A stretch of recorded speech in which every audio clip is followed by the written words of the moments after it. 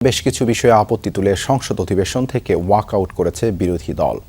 বৃহস্পতিবার রাতে সংসদের তৃতীয় অধিবেশনের প্রথম দিন ওয়াকআউট করেন বিরোধী জোটের সংসদ সদস্যরা। এ সময় বিরোধী দলীয় উপনেতা বলেন, সার নেই, বিদ্যুৎ নেই, আইন শৃঙ্খলা পরিস্থিতির অবস্থা নাজুক। এসব জনদুর্ভোগ নিয়ে আলাপ না করে স্বরাষ্ট্রমন্ত্রী তুচ্ছ তাচ্ছিল্য করে কথা বলেছেন। সরকার তাদের মতো করে রাষ্ট্র পরিচালনা করছে, সমস্ত বিল আইন তাদের মতো করে সাজিয়ে নিচ্ছে। বিরোধী দলীয় চিফ হুইপ বলেন, বিচ্ছিন্নভাবে মানবাধিকার ও গুম প্রতিরোধ আইন সংসদে উত্থাপন করা হচ্ছে। এছাড়া স্পিকারের বিরুদ্ধে পক্ষপাতিত্বের অভিযোগও তোলেন তিনি।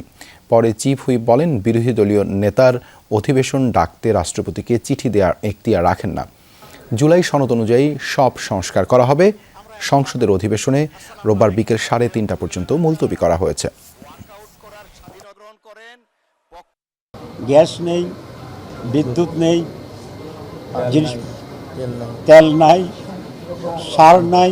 আমরা আশা করেছিলাম আজকেই সে সমস্ত বিষয়ে আলোচনা হবে। প্রশ্নোত্তরের সময় মাননীয় স্বরাষ্ট্রমন্ত্রী তুচ্ছ তাচ্ছিল্যভাবে জবাব দেওয়ার চেষ্টা করেছেন। সংসদীয় একটা স্বেচ্ছাচারিতা দেখতে পাচ্ছি, সংসদীয় একটা স্বৈরতন্ত্র দেখতে পাচ্ছি সরকারের পক্ষ থেকে, যেখানে স্পিকার এবং সরকার দল তারা এককভাবে এই পুরা জিনিসটা পরিচালনা করছে সংসদ। ফলে সেটার প্রতিবাদ স্বরূপ আমরা বের হয়ে এসেছি। সকল বিরোধী দল, সকল দল মিলে যাহা কিছু স্বাক্ষরিত হয়েছে তার দাড়ি কমা সেমিকলন থেকে শুরু করে সব কিছুই আমাদের নেতা তারেক রহমান সাহেব বলছেন আমরা বাস্তবায়ন করব।